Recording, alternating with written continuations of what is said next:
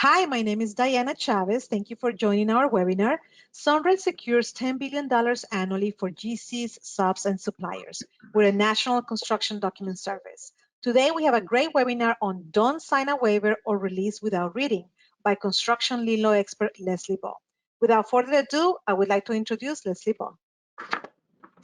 Good morning, and thanks for having me. I'm pleased to be here and present this topic. It's a really important one, something that we deal with on an almost daily basis in the construction law field, so I'm happy to be here. And so let's jump right in. I just want to point out for everyone that if you do have questions during the webinar, please feel free to post those in the chat box, and we will get to those at the end.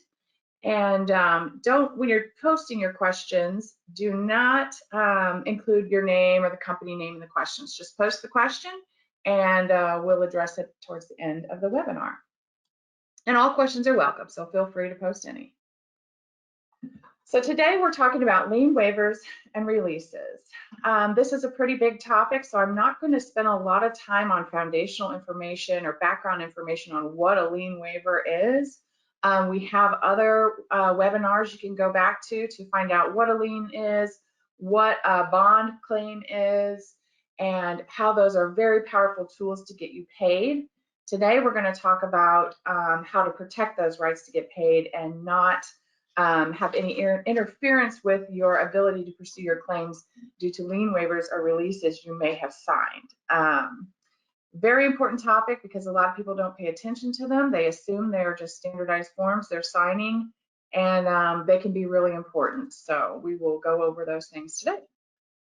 First thing, I just want to address the language that we're using. So in the construction industry, the term lien waiver or lien release is oftentimes used interchangeably. And in some states, they even use both together with regard to what the form you may be signing as a waiver and release. They may mean the same thing in other areas of the law, but in the construction industry in particular, they're actually two different things. But even us lawyers will sometimes refer to them together, like if you're going to prepare a lien waiver and release, or we may modify an existing lien waiver with some language, and we may use the release language as well. And that's just the lawyerly side of us trying to be all-inclusive, because we do know people use those terms interchangeably in the industry, and we want to be very clear that we're covering all the bases. But just so that we're all aware, technically, they are different things. So a lien waiver is a document that you would sign, or it may be something that's included in your contract.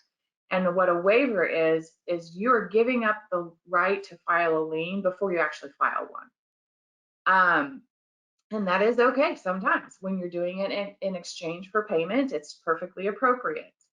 What a lien release is what you would execute and file after you've already filed a lien, to show that in the court records or in the real estate records, wherever you file your liens in your state, here in Missouri, it's in the court records, to show that the lien has been released. So this way, when a title company is running a title search on a property down the road, and they see that a lien was filed back in 2023, that will show up on a title report, but also the release will show up. And then the future owners or whoever is interested in the status of that property will know that lien is no longer encumbering the property. So that's the difference in what a lien waiver is and a lien release is.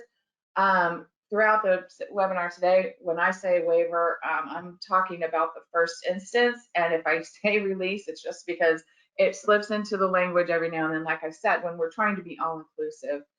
Because we do know the terms get used together throughout the industry out in the wild. So moving along here. So I'm using a different computer today, so I'm not sure how to advance through my slides. Okay.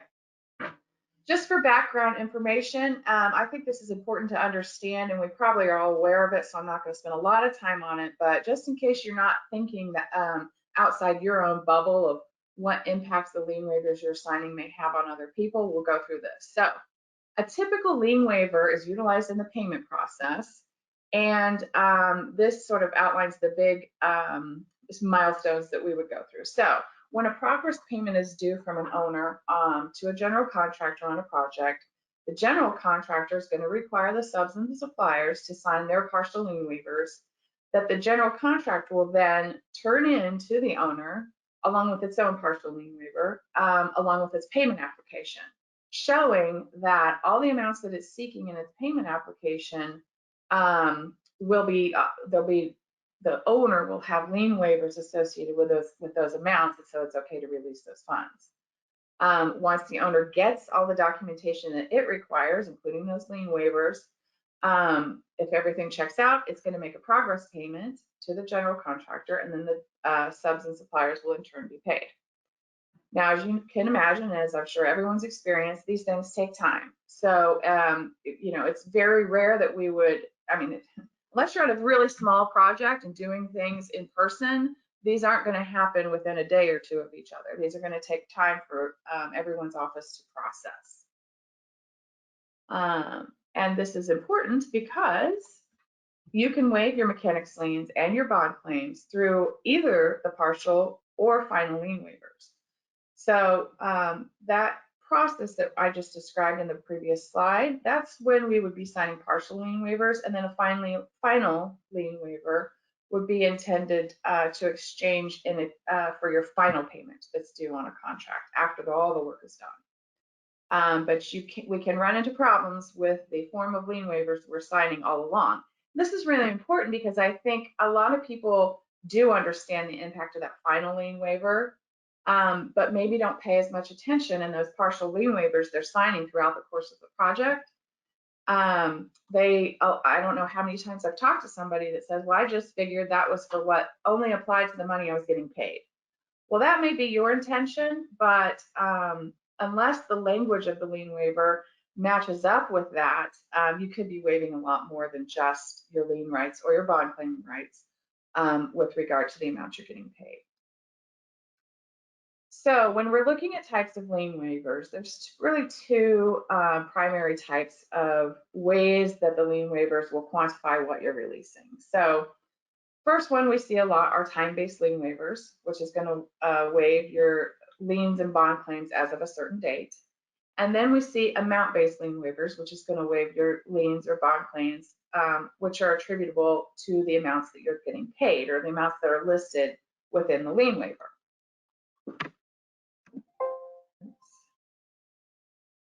So this here is just some very typical lien waiver language that you'll see. And this shows you the two different types. So reading from the top, it says the undersigned waives all rights to file a mechanics lien or bond claim against the property or any improvements for any labor and or materials supplied. And the first type situation would be conditioned upon receipt of a certain amount of money, or you might have one that says as of a specific date, and that might be a date they list there, the date of the invoice is attached, the date of the payment, or the date of execution. What we're going to see is that we can have problems with some of these. So going back to the actual language, what we'd like to see is what you see under letter A. We like to see this language that's conditioned upon, and we'll talk a little bit more about that later. And we want to see an amount listed. We can run into a lot of problems with time-based lien waivers because, like we talked about with the payment process, it's not often that you're getting paid within a day or two of when you sign your lien waiver. And so we see that the date associated with your lien waiver can be beyond that date of your actual payment or when the materials were furnished. Sometimes it's the date you sign the waiver, or sometimes it's the date of the check. So you may be waiving lien rights up through, let's say you get a check on the 15th of the month, but you're actually still working, right? You didn't stop working on the 15th of May, waiting for payment on the 15th of June and then resume work. You're still working all along, and you may have a gap there in time of a whole bunch of work or materials you're furnishing that you've waived your lien rights to by signing the lien waiver. So that's why I really don't like dates If you're signing a lien waiver that has a specific date, it really needs to be scrutinized so that you are very carefully limiting it to the dates very carefully. So other problem lien waivers. A contractual lien waiver. This would be a lien waiver that pops up in your contract that you sign before you even start work on the project. Good news is in Missouri, those are not enforceable. But if you're doing work, if we have a Missouri-based contractor or supplier listening to this webinar, this is something you need to be aware of that could be enforceable in other states. And one real problem we see is that maybe it didn't show up in the subcontract that you signed, but your subcontract incorporated the prime contract, and it's in the prime contract with the flow down clause. So word to the wise, be aware of whether, I would strike it no matter what, especially if you're not sure if it's applicable in your state. But anytime you're signing a subcontract, if it references the prime contract, you need to see that too. It's part of your contract. But again, in Missouri, those are not enforceable. I do want you to be aware of it though, because if you don't know it's unenforceable and somebody comes to you and says, hey, guess what? You don't have a lien right, release your lien because look at the contract where you waived your lien rights. You want to know that you have the right to say no, that's not enforceable, and I know that, and if I need to, I'll hire a lawyer. So be aware, a contractual lien waiver is not enforceable in Missouri. Another clause that we don't like are unconditional lien waivers. So if you recall, when we went through the sample lien waiver language, under Section A is the language we like, and I have underlined there, conditioned upon receipt. That's because you want your lien waiver to only apply if you actually get the money, right? And you want it to be conditioned upon when you get receipt of the funds. So you may sign it and turn it in ahead of receiving the funds, but it's not going to come into play. It's not going to be enforceable until you actually receive the funds if we have that language in there. Do be aware of language that's like receipt of which is hereby acknowledged. It's in there all the time, even when you're not getting the funds yet, because, and here's what people will tell me. It's not fair. Everybody knew I didn't get the money yet. But one of the reasons that lien waivers are enforced by courts against parties is because third parties are relying on your lien waivers. Remember when we talked about the typical payment process, these all end up in the hands of the owner or a lender or maybe an owner's agent to review and make sure that they've got appropriate lien waivers before they're releasing funds. So just because the general contractor knows he hasn't paid you and that's the person you handed the lien waiver to, there's other third parties out there that are relying on the lien waiver, and they're relying on what it says, not what you know the situation to be. So you need to make sure the language in there actually reflects the situation in order to avoid getting a lien waiver enforced against you in a very bad way. Another type of problem lien waiver we see are lien plus waivers.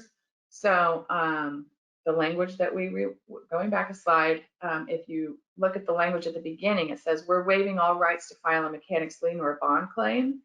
We don't want it to say we're waiving any and all claims, because even if something happens down the road and for whatever reason you're unable to enforce a lien or a bond claim, you don't want to also have waived your breach of contract claims against the guy who didn't pay you, right? So we don't want a lien plus waiver signed. Another sort of a problem clause in a lien waiver is an indemnification clause. Now, an indemnification clause, here's a sample. The signer agrees to indemnify and hold the lender or owner harmless from any and all liens, claims, or actions made against them and or the property for the labor or materials. If the rest of your lien waiver is appropriate, like we've talked about, it's conditioned upon receipt of payment, it's appropriately limited to the amount that you're getting paid or the actual time that you intend, and not a future date where you maybe the date the check is issued or the date you sign the lien waiver. If you're truly only limiting lien waiver, your liens up through the date that you intend, then an indemnification may be appropriate. But if we have any other problems with the lien waiver, And now we're fighting about whether or not you have the right to file a lien or a bond claim for certain amounts. If any of your subs or suppliers go and file their liens, you're now having to indemnify the lender or the owner for many of those claims. So those would be problematic if the rest of your lien waiver is for some reason a problem. And here's another situation where we see problems with lien waivers. If you've ever received a check with a bunch of tiny print up on the back of it where you would endorse the check, that can be a problem. So this is a sample that I pulled off of a check, and this is what it might say. By endorsement hereon, the undersigned hereby acknowledges payment in full and does release and waive any all right and claim against the maker and the real property described by the address on the voucher attached to this check on account of equipment or material furnished and or labor performed to date in relation to the real property. So this is again a situation where your date might come into play because it's going to be the date of the check, right?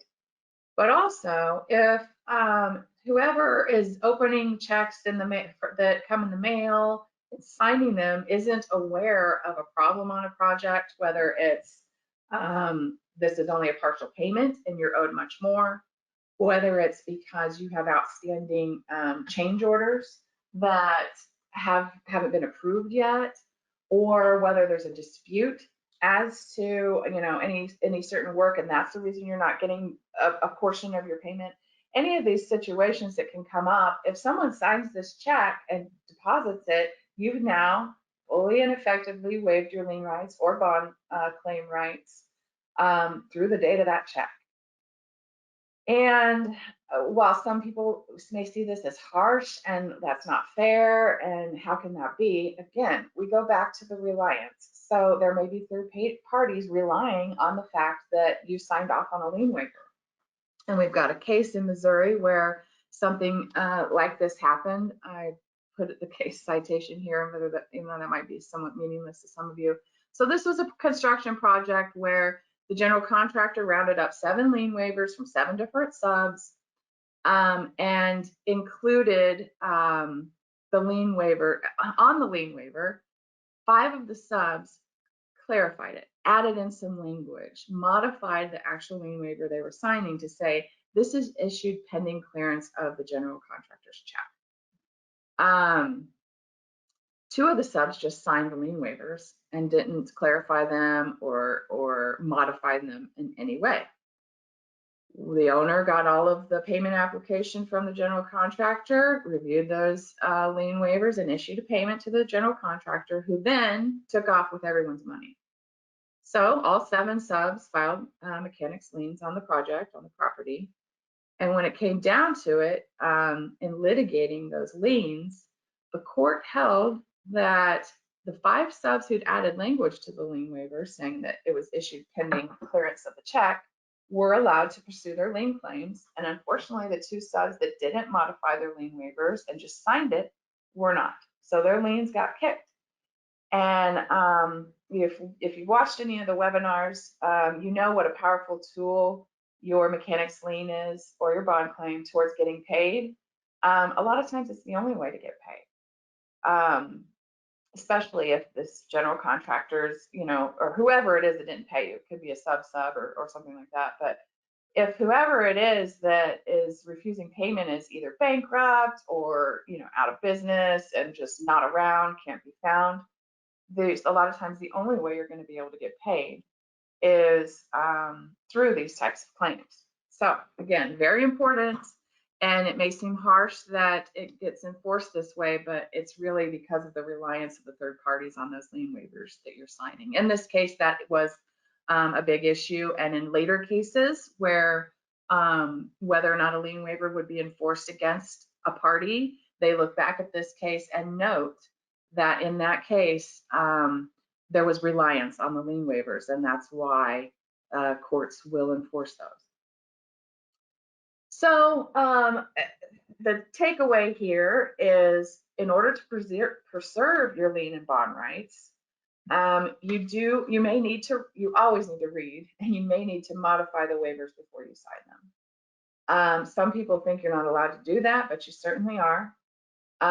Anytime there's outstanding change orders that are not yet approved, or change work that you haven't billed yet, it's really important to make sure you're clarifying you're not waiving any rights to pursue those amounts. And if you're dealing with a lien waiver that's confusing about what time it applies to or how much it applies to, you need to clarify that as well, as clearly as possible. And don't hesitate to have a lawyer look at it. You know, it's not something that's going to, a lot of times I feel like people are afraid to get a big attorney's bill, but it doesn't take too long to review a short lien waiver and help you decide if any modifications need to be made, and it can save you a lot of money in the future. So here's some sample language that I put together that you could either incorporate in your lease release or waiver. You'll see I use both words there because, like I said, as attorneys like to be all inclusive.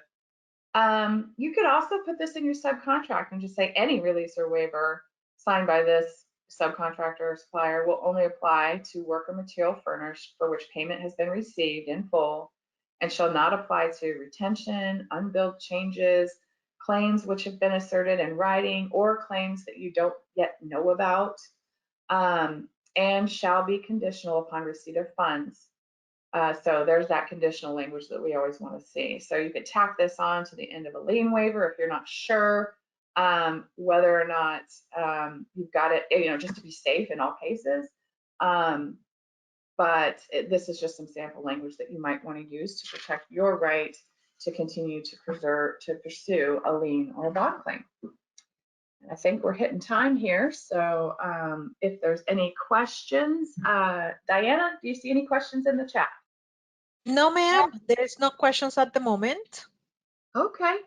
Well, my contact information is here, so feel free to reach out with any questions that may have come to mind while you watched the webinar, or if I wasn't clear on any issue, feel free to reach out at either my number there or my email address. And I know that SunRay and I would appreciate it if you take a moment to review on Google. There is a QR code here that you can utilize for that purpose. And Diane, do we have anything else to discuss? No, I think that's about it. Thank you so very much, Leslie, and thank you everyone for your time, and have a sunny day.